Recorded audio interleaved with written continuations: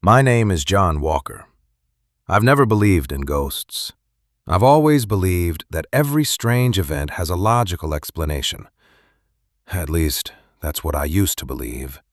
Until the day the pebbles appeared. It all started on a rainy evening. I had just gotten home from work and settled into my apartment with a cup of tea. Rain tapped softly against the windows while a warm desk lamp cast a golden glow across the room. Everything felt perfectly normal. I had no idea my life was about to change forever. As I reached for my teacup, something caught my eye. A small gray pebble sat on my desk. I frowned. That made absolutely no sense. I lived on the 3rd floor. The windows were closed. There was no balcony. And yet somehow a pebble had appeared beside my tea. I picked it up. Smooth, round, ordinary. Just a pebble. I laughed at myself. Maybe it had fallen out of my shoe. Maybe I had tracked it in without noticing. That seemed reasonable enough. So I opened the window and tossed the pebble out into the rain. Then I closed the window and returned to my book. For a moment, everything felt normal again. 5 minutes later, I reached for my tea and froze. The pebble was back. Not just another pebble, the same pebble. Same size, same color, same shape. And sitting in exactly the same place. I stared at it. A strange feeling settled in my stomach. For the first time that night, I felt uneasy. Before bed, I tried to ignore it. I brushed my teeth, turned off the lights, and walked into my bedroom. Then I stopped. 3 small pebbles rested neatly on my pillow, perfectly aligned, as though someone had carefully placed them there. The room suddenly felt colder, and for the first time, I felt genuinely uncomfortable. The next morning, there were 7 pebbles. The day after that, 12, then 20. Soon they began appearing everywhere. Inside my shoes, inside kitchen drawers, on bookshelves, in my closet. No matter where I looked, there they were. One morning, I cracked an egg into a frying pan. Something hard hit the metal surface. I looked down. A pebble. A small gray pebble had somehow come out of the egg. I stared at it in disbelief.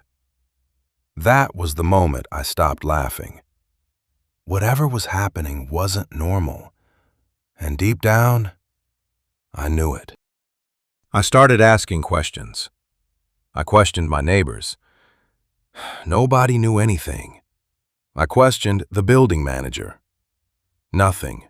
I even reviewed security footage from the lobby. No answers, no clues, no explanation.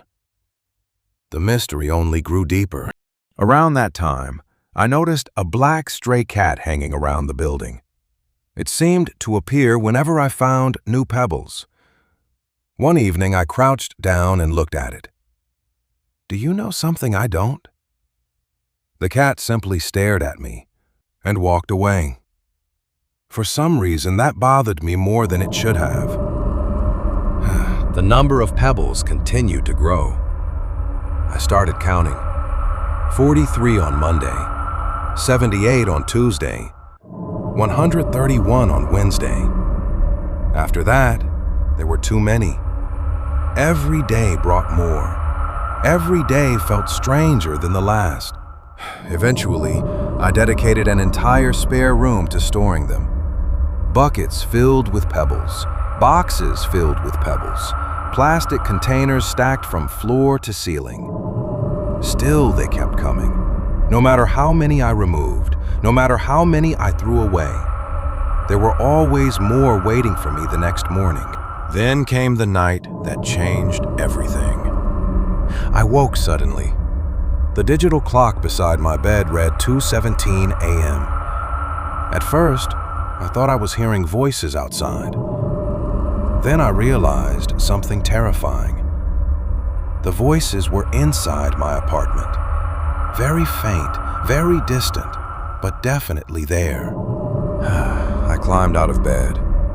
The apartment was dark. The whispers echoed through the hallway. Slowly, I followed the sound. Every step made the voices clearer. My heart pounded harder and harder. The whispers were coming from the pebble room. With trembling hands, I opened the door. Thousands of pebbles covered the floor, and every single one was whispering. After that night, everything changed. I barely slept. I barely ate.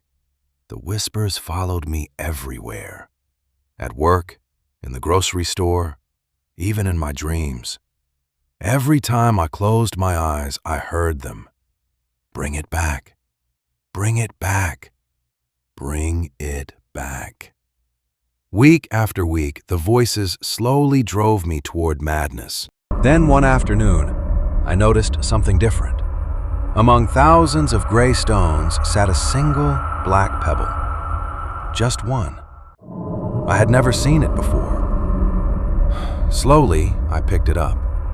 The moment my fingers touched it, the whispers stopped.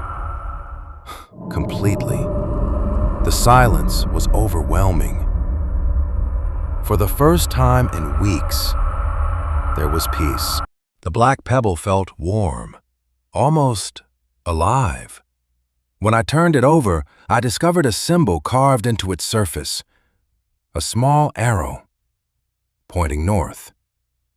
I don't know why, but something inside me knew this was the answer. The pebble wasn't the problem.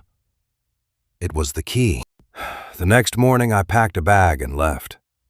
I followed the direction of the arrow, by train, by bus, by car, and eventually on foot. For 2 days I traveled. The farther north I went, the stronger the feeling became. Something was waiting for me. Something ancient. The journey ended at a lonely stretch of coastline. There stood an abandoned lighthouse overlooking the sea. The moment I saw it, I knew. This was where I was supposed to be. Inside the lighthouse, I discovered a hidden chamber beneath the ground. At its center stood a stone pedestal. At the top was a circular hollow, exactly the size of the black pebble. My hands shook as I placed it inside. The lighthouse trembled. Blue light burst from cracks in the walls. The ocean suddenly fell silent, a deep, ancient breath, as though something had finally been set free. The next day I returned home. The first thing I did was check the pebble room. It was empty. Every pebble was gone. Not one remained.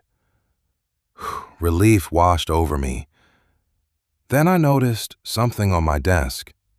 A folded piece of paper. My hands trembled as I opened it. Inside was a handwritten note. It read, "Thank you for returning our lighthouse key. We apologize for the inconvenience." I stared at the message for a long time. Then I folded it and locked it away. I've never shown it to anyone, because nobody would believe me. But sometimes, late at night, I still see the black stray cat sitting outside my window, watching my apartment, watching my desk, watching me. And every now and then, I could swear it's smiling.